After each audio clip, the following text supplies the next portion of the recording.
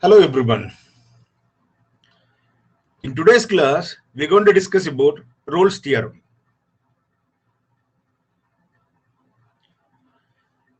The Rolle's theorem says if f of x is a function defined on the closed interval a comma b such that f of x is continuous in the closed interval a comma b and f of x is differentiable in the open interval a comma b with f of a equal to f of b, if these conditions are satisfied, then there exists C which lies in between a and b, which will not be equal to a or b, which lies in between a and b, such that the slope of the tangent drawn at the point C will be equal to 0. That is f dash of C equal to 0.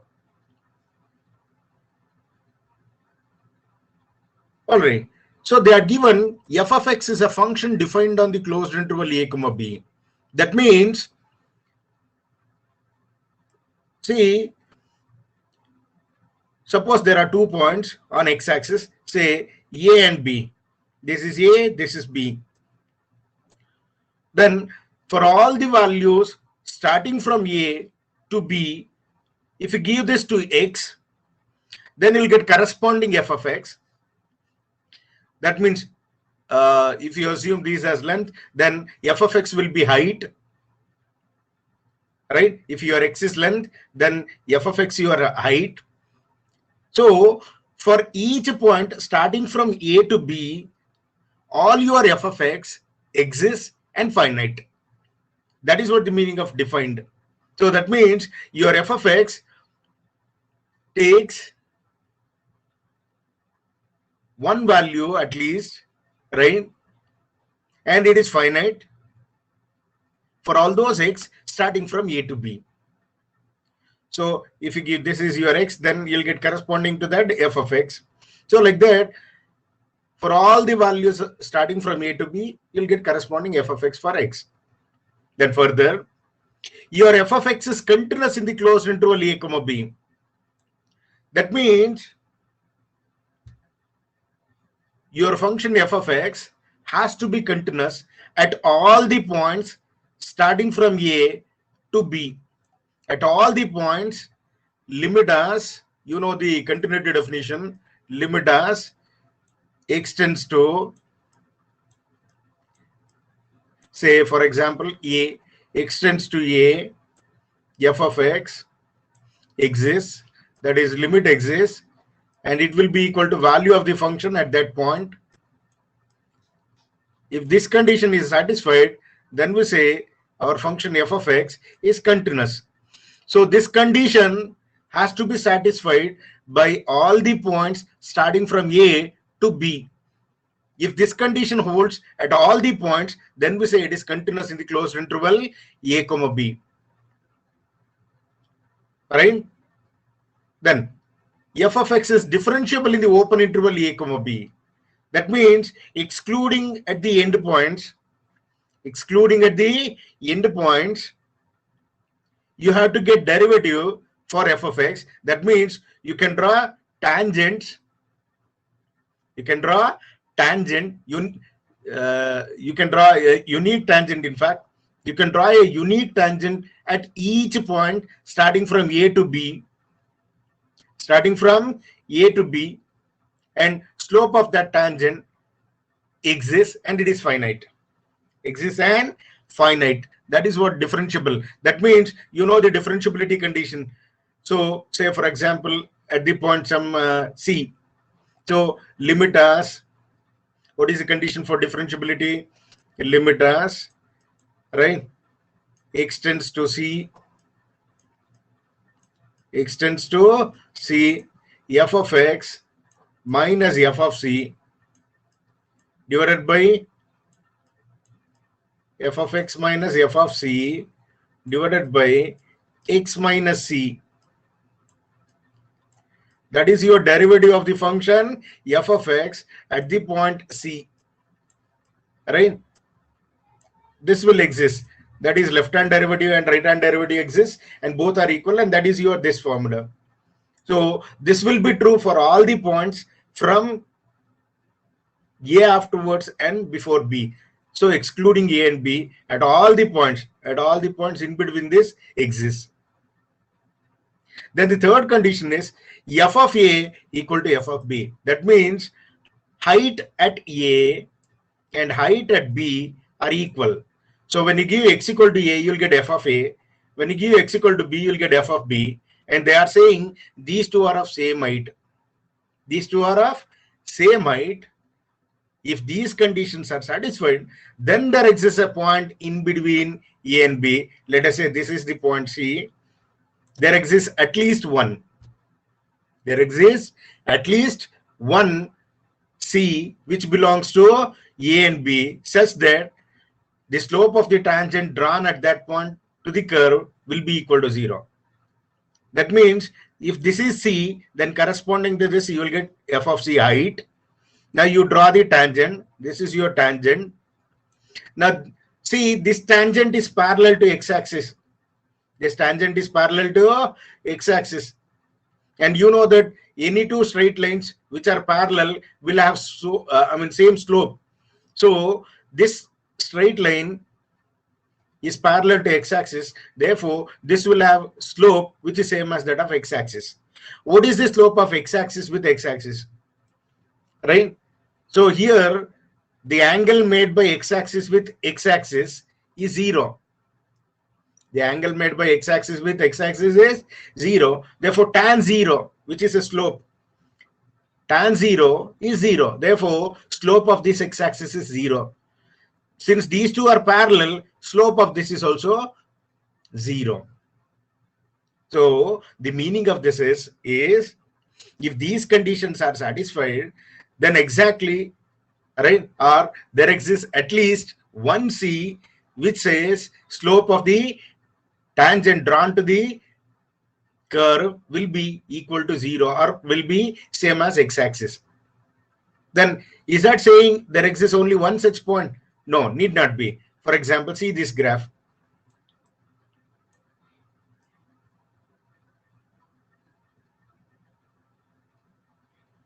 See this graph. Here, this function is continuous as well as differentiable, and heights are also same. Heights are also same. Now the question is there exists only one tangent which is parallel to x-axis? No. Here one tangent. Here one more tangent. One more tangent you can draw. Here one more tangent you can draw. So there are three tangents which are parallel to x-axis. So this is one C. This is another C. This is another C. That means there are three values for C at which your slope of the tangent will be 0. That means they are parallel to x-axis. This theorem gives the guarantee that if these conditions are satisfied, then there exists at least one C. There might be more than one C also. Right? So that is what Rolle's theorem. Okay, let's prove this one. Now, remember your f of x is continuous. Your f of x is continuous in the closed interval A comma B. So we know that every continuous function in the closed interval is bounded. That means, see, you take all the f of x values. You take all the f of x values, right? Then all these f of x will have largest value, which is called as upper bound, and smallest value, which is called as lower bound. Right? If upper bound and lower bound both exist, then we say it is bounded. Right? Since by previous theorem, your f of x is continuous function in the closed interval and it is bounded. Therefore, f of x will have upper bound and also lower bound. Since it has upper bound, it will have least upper bound. It will have least upper bound. That means, see, if this is the largest, then what about any value above this? That is also larger to this. So all these f of x values are less than this height. All these values are less than this height. All these values, these are all upper bounds, but among them least is this. This is least upper bound. Similarly, this is least, least value for f of x, that is lower bound. So all your f of x values are greater than or equal to this value. Therefore, all other value less than this, yes, they are also lower bounds for f of x. But among them, which one is larger or greatest? This is the greatest value. So this is called as greatest lower bound. And this is called as least upper bound. So least upper bound is greater than or equal to f of x. And greatest lower bound means all your f of x are greater than or equal to that greatest lower bound. And since it is bounded and it has least upper bound and greatest lower bound, let us say f of x takes the largest value at C, say capital M. That value we are saying as capital M. So all your f of x values are less than or equal to M. You should note that. All your f of x values are less than or equal to M, because M is the largest value.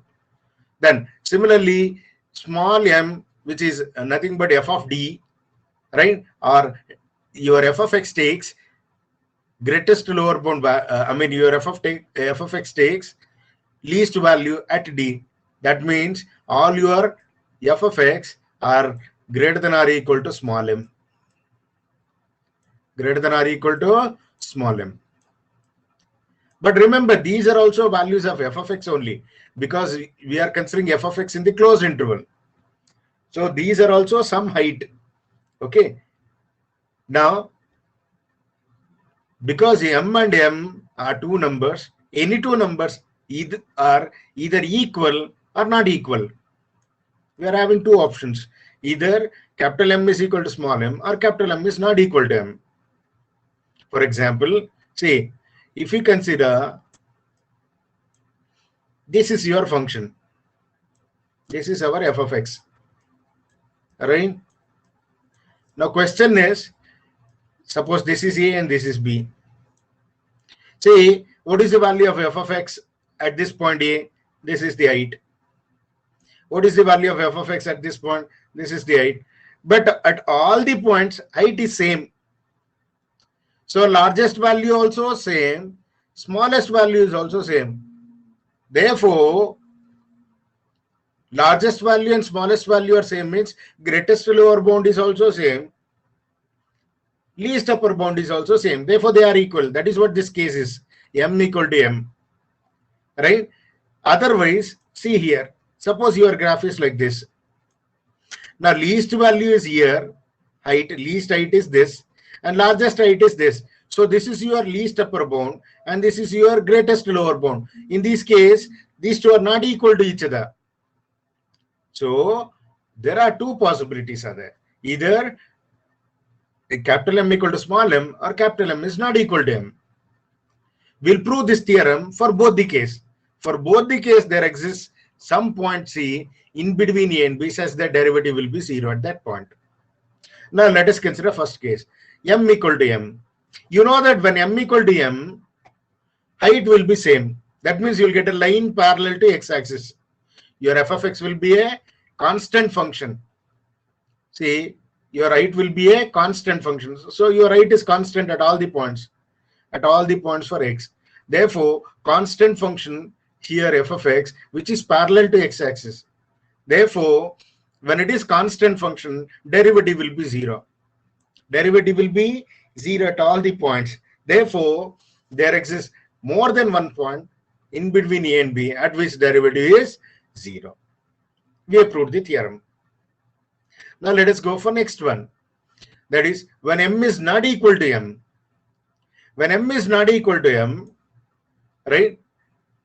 And you should note that your f of a is equal to f of b. Your f of a is equal to f of b. Therefore, capital M or small m is different from f of a or f of b. Right? Because, say, capital A will be different from, say, for example, if you consider this itself. Here, this is your f of b. Suppose this is A, and this is B. Then you should note that this height is f of b. This height is f of b. So, but here, what is the largest value of f of x? That itself. Therefore, that is your least upper bound. That means in this case, f of b equal to m, right? But as you know, our condition says your f of a must be equal to f of b. So I cannot say this is our graph. I have to take something like this. Let me add it to this, right? Then this is your, let me move this a. Then because otherwise third condition will not be satisfied. Third condition of Rolle's theorem will not be satisfied by the previous curve. So this is your a. Now see, heights are same, right? And that is equal to capital M. What is the smallest value? At this point you are having smallest value. That is your small m, which is not equal to this. That is what I'm saying. So your capital M or small m is different from f of a or f of b, right? And you know that your m is the least upper bound. Therefore, it satisfies f of x is less than or equal to m. That means m is nothing but f of c. So send this one to this side. You'll get f of x minus f of c is less than or equal to 0. Right? Now, divide this by x minus c. Divide this by x minus c. Now here, there are two chances are there. Right? What are those chances? Because we are giving all the value for x starting from a to b. We are giving all the values for x starting from a to b except a and b. Except a and b. Your x may be in this region. If c is this, it might be, if x is in this region, it will be less than c. If x is in this region, it will be greater than c. So your x may be greater than c or x may be less than c. There are two choices are there. Send this c to this side. Then this becomes x minus c is greater than 0. If x is greater than c, x minus c is greater than 0. If this is greater than 0, but this is negative, negative by positive is negative. So f of x minus f of c divided by x minus c will be less than or equal to 0 when x is greater than c. Now on the other hand, suppose x is less than c. That means in this region, your x comes in between a and c. Here x is less than c. So if x is less than c, then send the c to this side. That becomes x minus c is less than 0. That means x minus c is negative.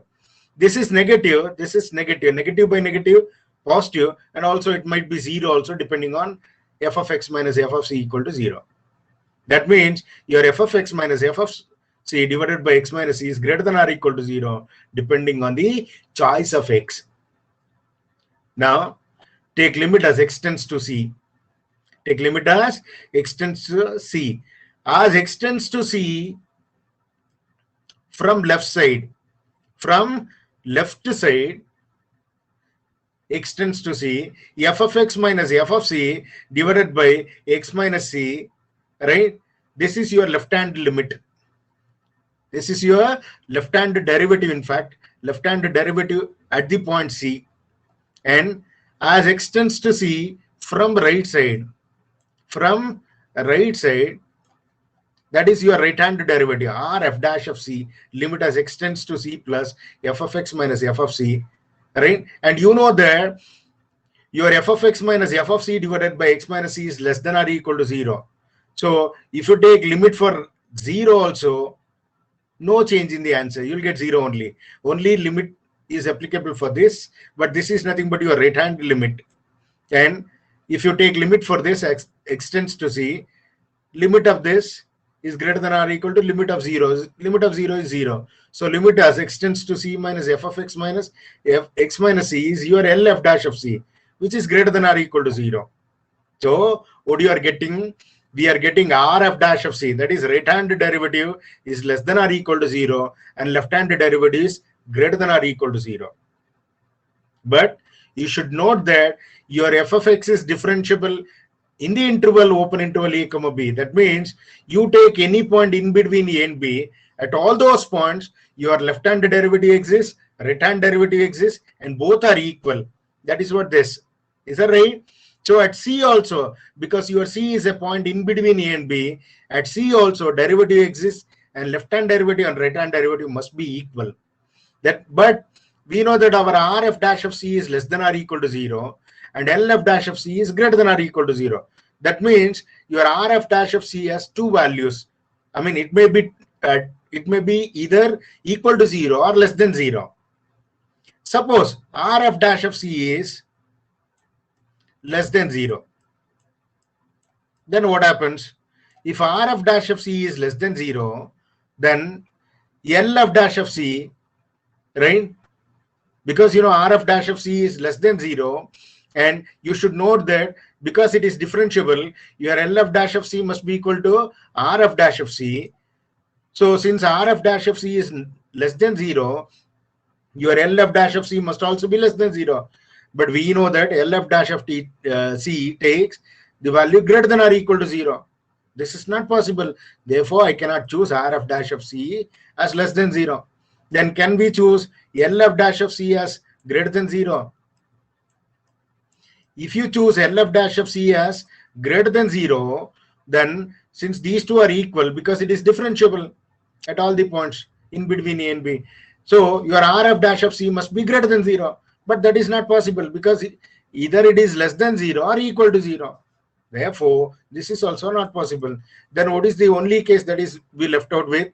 That means RF dash of C must be equal to 0, as well as LF dash of C is equal to 0. So limit as x tends to C minus f of x minus f of C divided by x minus C is 0 means derivative at C, that is f dash of C, is equal to 0. That is what we have to prove. And this completes the proof. Now we'll solve few problems on this. Verify Rolle's theorem for the function f of x equal to x cube minus 4x in the interval closed interval minus 2 comma 2. How you are going to prove this one? Hey, prove madodu. As usual, first we have to see whether it is defined in the interval or not. Yes, of course, it is a polynomial, and polynomials will never go to infinity in the closed interval. Therefore, it exists at all the points. And also, polynomials are always continuous and differentiable. Therefore, this function, which is a polynomial, is continuous in the closed interval minus 2 comma 2. And also it is differentiable in the open interval minus 2 comma 2. And what is the derivative? It is 3x square minus 4. Further, what is the value of f of x at the end point? So f of minus 2 equal to minus 2 whole cube minus 4 into minus 2, which gives you 0. And what is your f of 2? Is also 0. Therefore, all the three conditions of Rolle's theorem are satisfied. Hence, by Rolle's theorem, there exists. If these three conditions holds, then only we have to. Even if one of them fails, we cannot. We cannot say it satisfies the Rolle's theorem. Since it is satisfying all the conditions of Rolle's theorem, there exists at least one C. At least one C says that f dash of C equal to 0. At least one. Here there should be a word at least, because they're not exactly one. There might be more than one also, but at least one. There exists at least one C such that f dash of C equal to 0, where C lies in between minus 2 and plus 2. Instead of A and B in the above theorem, here we are taking minus 2 and plus 2. But what is your f dash of C? F dash of C is 3c square minus 4 from this. Equate to 0 and find out what is the value of C. So you'll get C square equal to 4 by 3, or C equal to plus or minus 2 by root 3. So your C takes 1 plus 2 by root 3, and the other one is minus 2 by root 3. And remember, both are greater than 1 and less than 2. Greater than 1 and less than 2. So this is greater than 1 and less than 2. And this is greater than, right? Greater than minus 2. Therefore, both of them lies in between -2 and +2, and both of them satisfies the condition f dash of c equal to 0. That means at these 2 points, if you draw a tangent to the curve, those 2 tangents are parallel to x-axis. That is what the meaning. Right? Let us move on to another problem. Is Rolle's theorem applicable for the function f of x equal to tan x in the interval closed interval 0, pi? If it is, then justify. If not, justify. Now, Rolle's theorem is not applicable for this function f of x equal to tan x. Why? Because, you know, in between 0 and pi, pi by 2 also comes. And you know what is the first condition of Rolle's theorem? It should be defined and continuous. That means at all the value of f of x, it should have finite value. But when x equal to pi by 2, your tan will be infinity. Right? It does not exist. Therefore, it is not continuous at pi by 2. Hence, Rolle's theorem, one of the condition of Rolle's theorem fails. Therefore, it is not applicable. Okay. Now, this is another polynomial. And since it's a polynomial, it is continuous and differentiable. Differentiate it. And at the endpoints are also values are equal, heights are equal. Therefore, all the conditions of Rolle's theorem are satisfied. Then by Rolle's theorem, there exists at least one c such that f dash of c equal to 0, where c lies in between 2 and 4. Right? Find out what is that c. Here you will get c equal to 3. That means there exists only one value of c which satisfies f dash of c equal to 0. That means at only c equal to 3, you can draw a tangent which is parallel to x-axis. Right? Now, similarly, let's move on to another problem. F of x equal to x minus p whole to the power of 4 into x minus q whole to the power of 6. Of course, it's a polynomial. Right? And here we have to find within the interval p, q. Since it's a polynomial, it is continuous as well as differentiable. Find the derivative, apply product rule.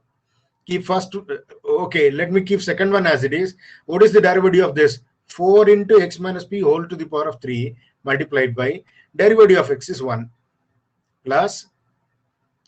Now keep the first one as it is. X minus p whole to the power of 4 into derivative of this is 6 into x minus q whole to the power of 5. If you leave the power, you will get x minus q. Derivative of x is 1. So derivative also exists. Now find the value at the end points. Value of f of x at the end point. So what is your f of p? It is p minus p whole to the power of 4 into p minus q whole to the power of 6. But this is 0. 0 and anything is 0. What is your f of q? It is q minus p whole to the power of 4 into q minus q whole to the power of 6. And this is 0. 0 and anything is 0. So at the end points, value heights are equal. So all the conditions of Rolle's theorem are satisfied. Hence, by Rolle's theorem, there exists at least one c such that f dash of c equal to 0, where c should lie in between p and q. C should not be equal to p. C should not be equal to q. It should be in between p and q. Okay. Now, what is your f dash of c equal to 0? That implies, substitute this, right? 4 into c minus p whole to the power of 3, c minus q whole to the power of 6, c minus p whole to the power of 4, 6 into c minus q whole to the power of 5 equal to 0. In both of them, c minus p whole cube is common. C minus q whole to the power of 5 is also common. So if you take c minus p whole cube, you'll get 4 into, since you are taking c minus q whole to the power of 5, 1 c minus q left out, plus 6 into c minus q whole to the power of 5 you have taken out. C minus p whole cube means 1 c minus p left out here. When the product of 3 numbers are equal to 0, when at least one of them is 0, that is either c minus p whole cube is 0, c minus q whole to the power of 5 is 0, or this one is 0. Right? C minus p whole cube equal to 0 means c minus p into c minus p into c minus p is 0. That means c minus p is 0. And c minus q is 0 similarly. And this is also 0. Multiply them. So c equal to p or c equal to q or c equal to c, you'll get 10c equal to, if you send these two to this end, 6p plus 4q. 2 if you taken out, then 10 will become 5. So you'll get 3p plus 2q by 5. And remember, your C should lie in between P and Q. It should not be equal to P and Q. So these two values will not lie in between P and Q. So we cannot consider these two. So only value which lies in between these two is this. Therefore, there exists one value C equal to 3p plus 2q by 5, right? Which lies in between P and Q. So I've given 3 more problems. You solve them and write them as assignment. We'll continue in the next class. Thank you.